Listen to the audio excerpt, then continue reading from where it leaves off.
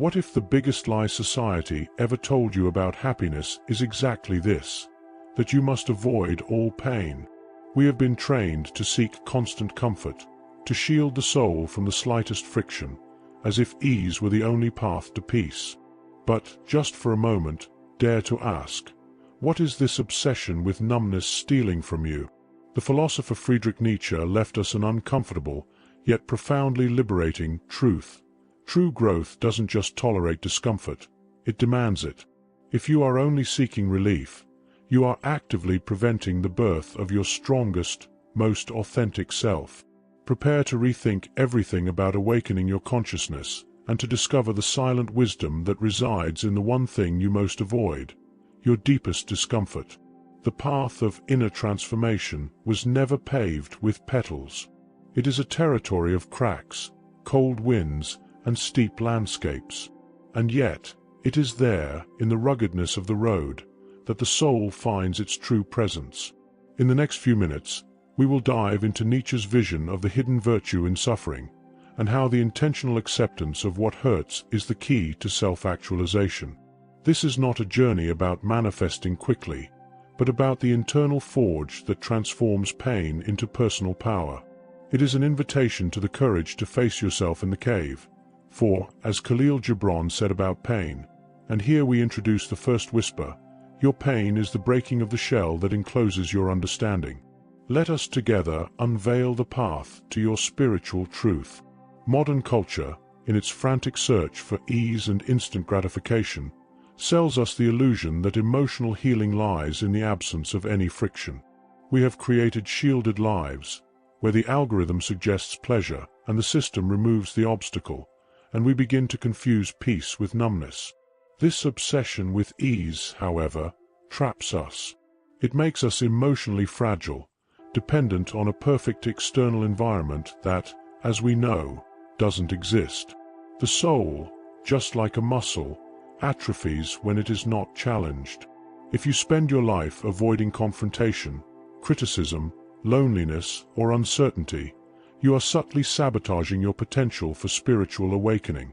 True happiness is not the absence of suffering. It is the wisdom and strength extracted from it. The challenge is to recognize that, often, comfort is just a gilded cage that prevents the manifestation of your vibrant soul. What if your greatest act of self-love was to stop running from what makes you uncomfortable? The culture of comfort is a silent narcotic. It not only hinders personal development, but it also dulls our inner listening. The incessant search for an externally dictated emotional balance prevents us from tuning into the natural and essential rhythm of the soul. The ultimate cost of this escape does not lie in what we fail to achieve, but in the loss of sensitivity to the more subtle and profound language of the universe. The river that flows effortlessly is the one that has embraced all its bends and dips, teaching fluidity. This fragility, the result of a life shielded against friction, is the trap of our time. It prevents us from welcoming life in its totality. It is precisely here that Nietzsche intervenes, not with solace, but with a radical challenge, Amor Fati, the love of one's own fate. This does not mean passive resignation, but rather an active and deep acceptance of everything life presents to us, including the most agonizing suffering. Discomfort, for Nietzsche, is not a flaw in the matrix of life, but a characteristic of a meaningful existence. It is at the point of maximum pressure that the will to power manifests, not as external domination, but as self-overcoming through adversity. Discomfort is the call for inner transformation. It reveals where your beliefs are fragile and where your self is still under construction. The one who embraces pain, who integrates it into the fabric of their history, is the only one who becomes truly free, because they cease to be a slave to the fear that something bad might happen. Your pain is a teacher. Listen to what it teaches in the inner silence. Amor Fati is the radical act of spiritual reconnection. It is the refusal to compartmentalize existence into good and bad events. By saying yes to our destiny, we are not just accepting the past. We are integrating shadow and light into the totality of the conscious self. It is recognizing that darkness is the necessary condition for enlightenment, and the fertile void is the womb of the sacred. As Rumi whispered, "The wound is the place where the light enters you." Discomfort, therefore, is not an obstacle on your journey. It is the doorway to a deeper dimension of your presence. But if Amor Fati is the internal acceptance, what is the practical manifestation of this power? The answer lies in the forge. The rejection of the easy life is the creation of a new morality, that of the free self. The relentless pursuit of comfort, according to Nietzsche, traps us in a slave morality. In it, the value of life is measured by the absence of pain, making us reactive and dependent on external validation and relief. In contrast, the master morality, that of the free self, defines its own values, forged not in ease, but in the capacity to surpass personal limits. Every time you embrace an intellectual, emotional, or physical discomfort, learning a new complex skill, facing a difficult conversation, or processing deep grief, you are entering the forge of self-actualization. There, the fire of adversity burns away what is weak and reveals an untapped inner strength, a spiritual truth that cannot be bought or given. You become the architect of your soul, not the victim of circumstances. The master morality is, fundamentally, an act of ethical integrity and a process of individuation. The soul is tested in the fire of its own limits, which forces us to enter the cave of introspection. This is the emotional maturation that transforms the shadow, Jung, into personal power. Only what is generated internally through struggle and friction holds the weight of spiritual authority. External comfort may bring validation, but the most sacred validation is the one your own conscience grants you for having faced yourself. This pure, self-granted consciousness, however, is only achieved through intentional action. Nietzschean wisdom, therefore, cannot just be a theory. It is a call to practice. Nietzschean wisdom is not just a theory. It is a call to practice. The first step is to intentionally seek out uncomfortable growth zones. This can range from learning a new skill that demands humility and repetition, to the act of challenging the oldest and most comfortable beliefs in your mind. The secret is to differentiate productive discomfort, that which expands your consciousness, from unnecessary pain, which is pure masochism or the repetition of destructive patterns. The axiom, "What doesn't kill you makes you stronger," acquires its deepest meaning here. It is not a promise of a miracle, but the description of a biological and spiritual process, where overcoming leaves a trace of neuroplasticity and inner strength. It is the moment you decide not to back down from friction that your inner path is revealed. The practical welcoming of discomfort begins with conscious silence.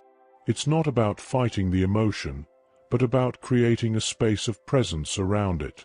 This is where the fertile void manifests, the space where the old self can dissolve without the new needing to be defined immediately. It is the moment to practice kindness with the now instead of automatic reaction. Remember that the seed of transformation only sprouts because it allows itself to be enveloped by the darkness, discomfort, of the earth, your inner reality. And what is the final harvest of this seed planted in discomfort? It is the greatest of all freedoms, the ability to define your own worth, regardless of the external world. When we welcome difficulty, we are not just enduring something, we are reclaiming control of our own lives. The greatest freedom is the ability to define your own values in the midst of the storm. Discomfort forces radical honesty. It shows us who we truly are when the masks fall and external support fades away.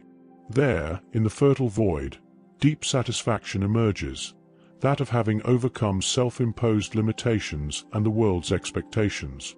Life becomes more essential, cleaner. Discomfort is the chisel that carves your essence, revealing the temple that dwells in the silence of your chest. True liberation lies in the fluidity that comes from detachment from the external outcome. As long as the outside world dictates your worth, you are fragile. When worth is forged internally, you become like water, Taoism not resistant, but capable of eroding mountains. This is the wisdom of non-forcing and surrender. Only by defining your own moral map through difficulty do you align with the natural rhythm of the universe, abandoning the anxiety of performative spirituality. To sustain Nietzsche's will to power without succumbing to chaos, we need Stoic lucidity. Stoic philosophy, with masters like Marcus Aurelius and Epictetus, teaches us to differentiate between what we can and what we cannot control. This discernment is true freedom. We cannot control pain, loss, or injustice, but we control our response to them. It is what we call emotional first aid, creating a space between stimulus and response. When pain comes, and it will, don't run from it, Nietzsche. Pause and observe it, Stoicism. Use negative visualization. Prepare yourself for challenges, not to attract them, but to empty the illusory force of fear. By applying this philosophical wisdom, Nietzschean active acceptance gains an anchor of emotional balance and presence. The Stoic ethical presence is the practical application of the Hermetic principle. As above, so below. The chaos of the external world is a reflection, not an imposition. By exercising control over our emotional landscape, we are not running away from the world, but purifying the inner mirror of consciousness. The discipline of impartiality is a spiritual practice that ensures our action, Gandhi's applied ethics, is born from inner silence and not from fear or emotional reactivity. The result is lucidity, the highest form of spiritual authority. To sustain this Nietzschean force, this will to power that emerges from misalignment, we need, however, an anchor of lucidity. We need philosophical wisdom not to succumb to the chaos of reactivity. The journey we've taken moves us from the comfort of illusion and delivers us to the power of spiritual truth. If your soul is in a hurry, remember, the soul is not in a hurry. It has a rhythm. Healing is not magic, but a process of slowness and profound kindness with the now. I invite you to a brief exercise in inner reflection. Close your eyes for a moment. Take 3 slow, deep breaths. Now, bring to mind the most persistent discomfort you have been avoiding. It might be a financial fear, a difficult conversation, or the loneliness you fill with noise. Feel it without judgment. Do not fight it. Simply name it, internally, as master. Give it the anchoring phrase, "You are not broken. You are in transformation." Feel the inner strength that emerges from the simple act of not running away. What if the pain you feel today is, in fact, the doorway to the life you have always sought? If you were touched by these words, I invite you to take the next step on this journey of self-discovery. Subscribe to the channel and turn on notifications to continue this path of spiritual growth with us. Leave your personal experiences in the comments and share how this content has inspired your inner awakening. And if you are looking for a safe harbor to nurture this newly lit flame and find others walking on the same frequency, our community is the sanctuary where the fertile silence is shared and deepened. And to continue expanding your sanctuary of clarity, we suggest the video in the card. May it be a breath, peace and light.